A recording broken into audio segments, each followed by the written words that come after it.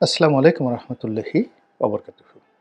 সম্মানিত দর্শক, ডক্টর মোহাম্মদ ইউনূসের অন্তর্বর্তীকালীন সরকারের প্রায় ৮ মাস হতে চলল। এই সময়টিতে বহু ঘটনা ঘটেছে, বহু দুর্ঘটনা ঘটেছে। মানুষের মন এবং মননে নানা রকম প্রতিক্রিয়া তৈরি হয়েছে। রাজনীতিতে নতুন নতুন বলয় তৈরি হয়েছে। আশঙ্কা করার মতো দেশি এবং আন্তর্জাতিক অনেকগুলো প্রেক্ষাপট তৈরি হয়ে গেছে। এমনকি বাংলাদেশ যদি যুদ্ধে জড়িয়ে পড়ে, এমনকি ভারত সীমান্তে এবং মায়ানমার সীমান্তে আমাদের যে সীমানা, সেই সীমানাতে যদি অশান্তির আগুন দাউ দাউ করে জ্বলে ওঠে, খুব আশ্চর্য হওয়ার মতো কিছু নেই। অর্থনীতির যে সামষ্টিক অবস্থা, অর্থাৎ পার ক্যাপিটা ইনকাম, জনগণের কর্মসংস্থান এবং দেশের ১৮ কোটি মানুষের যে শ্রম, এই শ্রমের উন্নয়ন জাতীয় অর্থনীতিতে একীভূত হওয়া, সংযুক্ত হয়ে পুরো দেশ জাতির যে উন্নয়নের অর্থনৈতিক ছক রয়েছে, সেই জায়গাতে আমরা এতটা অধঃপতনের দিকে যাচ্ছি, যেটি আমাদেরকে রীতিমতো দুর্ভিক্ষের দিকে নিয়ে যেতে পারে সামাজিক বিশৃঙ্খলা, এমনকি সিভিল ওয়ারের দিকে। যত বড় বড় কথাই বলা হোক না কেন, রাষ্ট্রের যদি অর্থ না থাকে, রাষ্ট্র পাগল হয়ে যায়। ট্যাক্স বৃদ্ধি করে জনগণের উপর জুলুম অত্যাচার নেমে আসে। অন্যদিকে জনগণের যদি আয় এবং রোজগার না বাড়ে, তাহলে তাদের মধ্যে যে অস্থিরতা, অধৈর্যতা সৃষ্টি হয়, এটি এখন এই সময়টিতে মে মাস যখন দরজায় কড়া নাড়ছে, প্রচণ্ড গরম, কালবৈশাখী যখন চারিদিক থেকে আঘাত হানার জন্য প্রস্তুতি নিচ্ছে, তখন মানুষের মন এবং মননে কী অবস্থা বিরাজ করছে, সেটির ইতিবাচক এবং নেতিবাচক কিছু বিষয় নিয়ে আলোচনা করব। প্রথমত আমি বলে নেই যে বর্তমান অন্তর্বর্তীকালীন সরকার সম্পর্কে আজকে আমার যে বক্তব্য, সেই বক্তব্যের সঙ্গে বর্তমান চলমান সমস্যার আপনি হয়তো মিল খুঁজে পাবেন না। অর্থাৎ অনেকগুলো সমস্যা রয়েছে, যেমন মায়ানমারের সাথে সমস্যা, ভারতের সাথে সমস্যা, অভ্যন্তরীণ অনেক শিল্প কলকারখানা বন্ধ হয়ে যাওয়ার কারণে লক্ষ লক্ষ মানুষ বেকার হয়ে পড়েছে। কিন্তু এই সমস্যাগুলো একেবারে আপনাকে সাঁড়াশির মতো আঁকড়ে না ধরা পর্যন্ত এগুলো নিয়ে সাধারণত পাবলিক পারসেপশন তৈরি হয় না। পাবলিক যেটি করে সেটি হলো নিজের উপর যতক্ষণ না পর্যন্ত কোনো সমস্যা না আসে, ততক্ষণ পর্যন্ত সে সাধারণত নিশ্চুপ থাকে।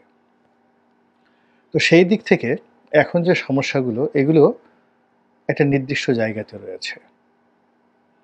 ফলে জনগণের যে পারসেপশন রাজনীতি নিয়ে, এটির সঙ্গে আমি যে সমস্যাগুলোর কথা বললাম, সেটি এখনো একীভূত হয়নি। তো এই অবস্থাতে আমরা দৃশ্যমান সমস্যাগুলো কেবলই রাজনৈতিক সমস্যাগুলো দেখতে পাচ্ছি। কিন্তু খুব দ্রুত রাজনৈতিক সমস্যাগুলো আসলে অর্থনৈতিক সমস্যায় রূপান্তরিত হবে। অর্থনৈতিক সমস্যাগুলো সামাজিক সংকট, আইনশৃঙ্খলার দ্রুত অবনতি, চুরি, ডাকাতি, রাহাজানি, মারামারি, পিটাপাটি, চাঁদাবাজি ইত্যাদিতে রূপান্তরিত হবে। কিন্তু যেহেতু আমরা ওই যে জাতিগতভাবে, অভ্যাসগতভাবে ওই গভীরে না ঢুকতে পারার কারণে দৃশ্যত রাজনীতি নিয়েই ব্যস্ত আছি। তো চোখের সামনে এই মুহূর্তে রাজনীতিতে আসলে কি ঘটছে?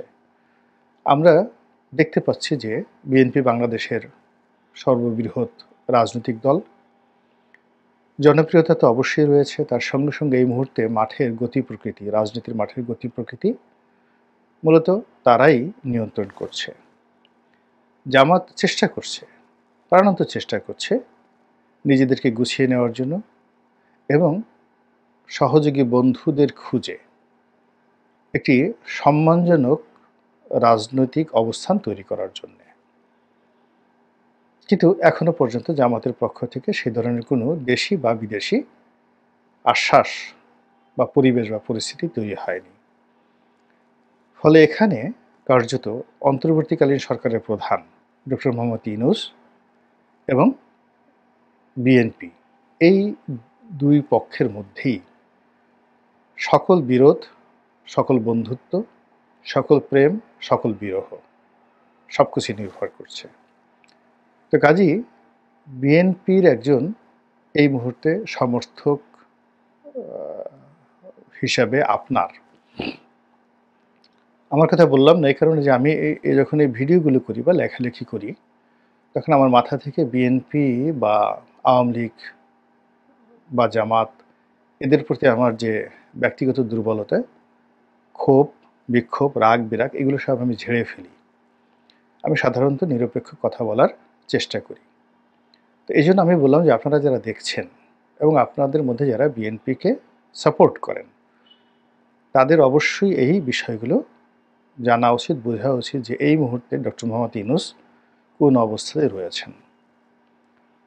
একজন সাধারণ নাগরিক হিসেবে আমি আরও ১০ জন সাধারণ নাগরিকের সঙ্গে যে আলোচনা করি, আমার যে অভিজ্ঞতা, সেই অভিজ্ঞতার আলোকে সেগুলো বিশ্লেষণ করি এবং একটা অনুসিদ্ধান্ত তৈরি করি। এবং আমি যেহেতু এই কাজই এখন করি বেশিরভাগ সময়টিতে, রাজনীতি, এইরকম ভিডিও কন্টেন্ট তৈরি করা, রাজনৈতিক বিষয়াদি নিয়ে লেখালেখি করা, সবার সমিতি সেমিনারে যাওয়া এবং রাজনীতির বিভিন্ন পক্ষ যারা আমার কাছে আসেন, বুদ্ধি চান, পরামর্শ চান, আলোচনা করতে চান, অনেকে সাহায্য চান, সহযোগিতা চান, তাদের সঙ্গে আলোচনায় যে বিষয়গুলো উঠে আসে সেই বিষয়গুলো আপনাদেরকে বলবো। প্রথমত, অ্যাজ এ ম্যান, ব্যক্তি হিসেবে এই মুহূর্তে ডক্টর মোহাম্মদ ইউনূসকে দেশের বেশিরভাগ মানুষ যতটা ভালো জানেন, যতটা যোগ্য মনে করেন এবং তাকে যেভাবে রেসপেক্ট করেন, ওই ইন পার্সন আপনি এই মুহূর্তে বাংলাদেশের দ্বিতীয় কোনো ব্যক্তিকে ধারের কাছে পাবেন না। বিএনপির কোনো নেতা বা আওয়ামী লীগের কোনো নেতা তাদের দলীয় নেতাকর্মীদের কাছে জনপ্রিয় হতে পারেন, কিন্তু আপামর জনসাধারণ, সর্বসাধারণ সকলের নিকট ডক্টর মোহাম্মদ ইউনূসের যে জনপ্রিয়তা, গ্রহণযোগ্যতা, এটা এখনো পর্যন্ত বিকল্প হয়ে ওঠেনি। ফলে তাকে নিয়ে যদি কেউ খেলে, অর্থাৎ ট্রাম্প হিসেবে বা ট্রাম্প কার্ড হিসেবে ডক্টর মোহাম্মদ ইউনূসকে কেউ প্রেসিডেন্ট বানাতে চান, প্রধানমন্ত্রী বানাতে চান এবং কৌশল অবলম্বন করতে পারেন, তাহলে জনগণের একটা সমর্থন এখানে এসে যাবে। রাজনৈতিক দলগুলো বিরোধিতা করবে, কিন্তু কার্যত কোনো লাভ হবে না, এটাই বাস্তবতা। দ্বিতীয়ত, ডক্টর মোহাম্মদ ইউনূসের সঙ্গে যে উপদেষ্টা রয়েছেন, এদের অনেকের ব্যাপারে জনগণ আশাহত, খুবই বিরক্ত কারো কারো ব্যাপারে, এবং বেশ কয়েকজনের বিরুদ্ধে ইতিমধ্যেই দুর্নীতির অভিযোগ স্পষ্ট হয়ে উঠেছে। এই সমস্যাটা আমাদের নয়, এই সমস্যা ডক্টর মোহাম্মদ ইউনূসের। তিনি যদি এই সমস্যাটা সমাধান করতে পারেন, তাহলে ওই যে প্রথমে বললাম জনগণ তার সম্পর্কে ভালো ধারণা করছে, এটি বাড়তে থাকবে। আর তিনি যদি এই বিষয়টিকে অবহেলা করেন, তাহলে এক একটি উপদেষ্টা তার জন্য মরণ ফাঁদ হয়ে দেখা দেবে এবং এই উপদেষ্টাদের উপর মানুষের রাগ, বিরাগ, ক্ষোভ, এই উপদেষ্টাদের ব্যর্থতা, অদক্ষতা এবং তাদের দুর্নীতি, সকল দায় ডক্টর মোহাম্মদ ইউনূসের উপরে জনগণ চাপিয়ে দেবে। এখন যেভাবে শেখ হাসিনার উপরে সব কিছুর দায়ভার চাপানো হচ্ছে, অতীতে যেভাবে হাওয়া ভবনের জন্য সব কিছুর দায় যাদের উপর চাপানো হতো, ঠিক একইভাবে ডক্টর মোহাম্মদ ইউনূসকেও এইভাবে চাপানো হবে। এখন এই সমস্যাটা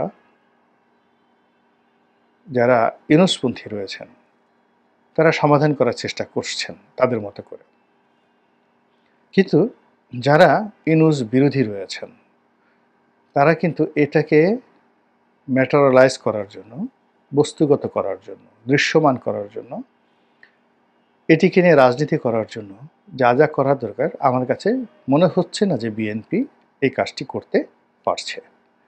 সাধারণ জনগণ যেখানে উপদেষ্টাদের যে কোনো দুর্নীতি নিয়ে, সমন্বয়কদের যে কোনো দুর্নীতি নিয়ে দশমুখে কথা বলছে, সে তুলনায় বিএনপির নেতৃবৃন্দ কোনো কথাবার্তা না বলার কারণে পুরো পরিস্থিতি তাদের যে প্রতিপক্ষ ডক্টর মোহাম্মদ ইউনূসের পক্ষে চলে যাচ্ছে।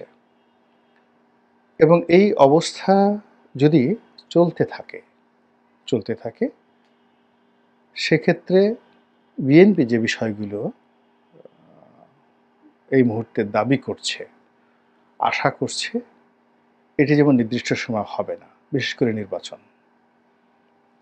দ্বিতীয়ত, নির্বাচন যদি হয়ও, কোনো কারণে দুর্ঘটনাবশত নির্বাচন হয়, ওটির ফলাফল, ওটির কার্যকারিতা, ওটির আরও যা কিছু রয়েছে সবই কিন্তু বুমেরাং হয়ে পড়বে বিএনপির জন্য।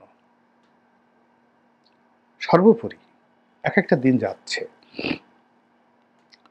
আর বিএনপি বিরোধী শক্তি তাদের সমস্ত বুদ্ধি, কৌশল, চাতুর্য সব কিছু দিয়ে বিএনপির মধ্যে বিভাদ, বিসংবাদ তৈরি করছে, কলহ, বিবাদ তৈরি করছে।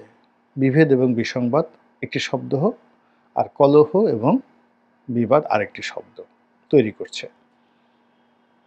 অবিশ্বাস তৈরি করছে বহু পক্ষের সঙ্গে, ভারতের সঙ্গে বিএনপির, ডক্টর ইউনূসের সঙ্গে বিএনপির, চীনের সঙ্গে বিএনপির, আর আমেরিকার সঙ্গে তো বিএনপির যে ভুল বুঝাবুঝি ওটা এখনো নিষ্পত্তি হয়নি। সর্বোপরি বিএনপির মধ্যে যে অভ্যন্তরীণ সংঘাত রয়েছে এটি এতটা তীব্র আকার ধারণ করেছে যেটি আমরা দেখতে পাচ্ছি না।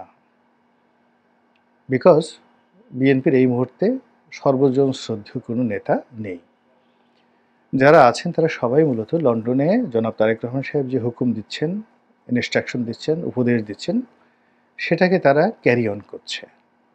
সেটা মির্জা ফখরুল সাহেব বলেন, সালাউদ্দিন সাহেব বলেন, রিজভী সাহেব বলেন, কিংবা আমির খসরু মাহমুদ চৌধুরী বলেন, নজরুল ইসলাম খান বলেন, ডক্টর মঈন খান বলেন। স্বপ্রণোদিত হয়ে দলের জন্য অ্যাজ এ হোল এবং অ্যাজ অ্যান ইন্ডিপেন্ডেন্ট বডি কেউ কাজ করছে না।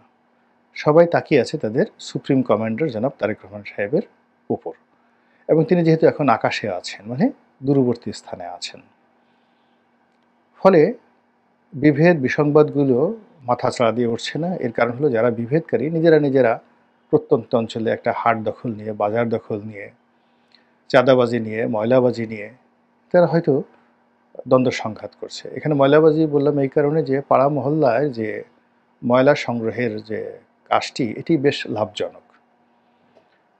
আওয়ামী লীগ জামানাতে এটি নিয়ে বহু মারামারি কাটাকাটি হয়েছে, এবং এটা এখন বিএনপি যারা লোকজন তারা দখল করে ফেলেছে, অথবা অন্য জায়গায় যদি অন্য কোনো দল শক্তিশালী থাকে তারা দখল করে ফেলেছে।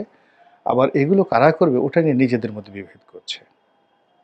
তো এরকম ময়লার গাড়ির বা সিটি কর্পোরেশন ময়লার আবর্জনা পরিষ্কারের যে কর্মটি, ঝাড়ু দেওয়ার কর্মটি, এটি নিয়ে কিন্তু দ্বন্দ্ব সংঘাত হচ্ছে, ডিশ নিয়ে দ্বন্দ্ব সংঘাত হচ্ছে, ইন্টারনেট কানেকশন নিয়ে দ্বন্দ্ব সংঘাত হচ্ছে, এবং নিজেরা এই বিষয়গুলো নিজেরা মারামারি করছে। থানা পুলিশ এখানে তারা নিজেদের পক্ষে নিয়ে নিচ্ছে বা বিপক্ষে তারা দাঁড় করাচ্ছে।